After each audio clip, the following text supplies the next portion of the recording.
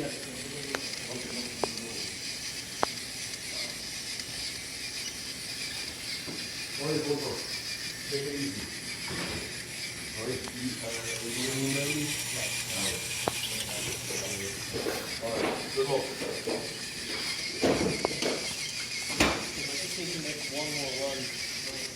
cool, yeah.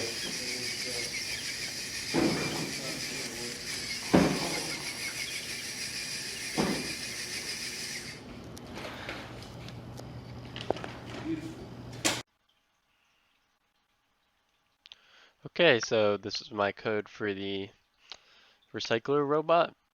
We're just starting in the void loop here. Our first if statement is this: if SP, SP being sonar ping, is less than 12 and greater than 5. One thing that's tricky about this is you need that greater than 5, or at least you're going to need a greater than 0, because if it goes out of the range, the maximum range of the sonar ping, out of the maximum range of the sonar sensor, then you run into the issue where it reports a 0. So if you just have your if statement set to if it's greater than 0, it's going to be going off all the time. So we read the CAN, we stop, and then we're going to take a reading of the CAN's color. And this is another area that's a little tricky. You'll notice I have 2 color sensors for my CAN, and this is for if the CAN is white. And then everything else, the CAN is obviously black. So we're going to write the we're going to write a different position, 120 versus 60. And you'll see what that physically looks like in the video. And then all this is just, we're still inside this original if statement. So this is just, lift up the CAN and then hold for a second so the CAN can fall, and then go back down, release the claw.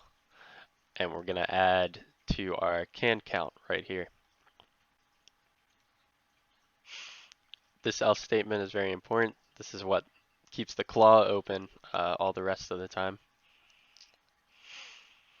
And then I saw a lot of people struggling with this, but all this is right here is if our left sensor, right sensor, and our middle sensor all go high at once, and our CAN count is greater than 3, then we want our robot to stop and display happy end of Mech 140. So the issue I had and a lot of other people had was that this needs to be if you're going to use an if statement instead of a while, this needs to be the first if statement on like the drive program. Otherwise, all these other ones involving the middle sensor, the right sensor, they're going to become true before this can become true, because it scans just straight down. So that's for that, and this is just go straight, turn right, turn left. So all in all, it's a pretty simple program, but it was very challenging just to get, for example, the right order here. Okay, so this is the final version, and this was a very challenging project. There was a lot of trial and error, but you'll notice the key features of my design are my drivetrain. I chose to go with the track system. This helps with the slippery mat and keeps it tracking well. And I have it geared down with the chain. So,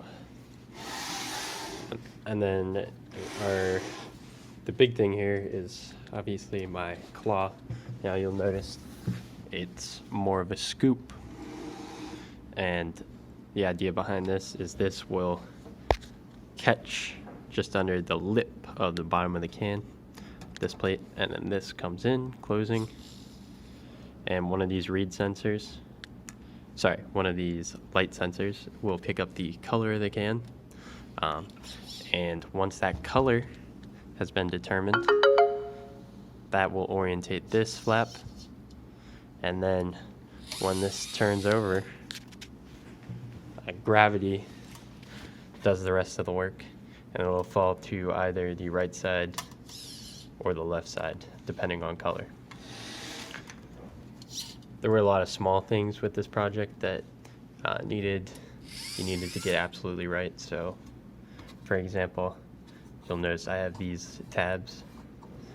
That's because with this design, when the can rolls in here, it does have a tendency when this goes down to roll back over here, which is not good, because then when this comes back down, it hits the can, and there's not enough slope here to get the next can sorted. So these tabs help prevent that, keeps the cans behind at this, and that's originally I didn't have this little arm with this second sensor, but I wasn't getting consistent reads, and also sometimes it had trouble scooping the can in a good orientation.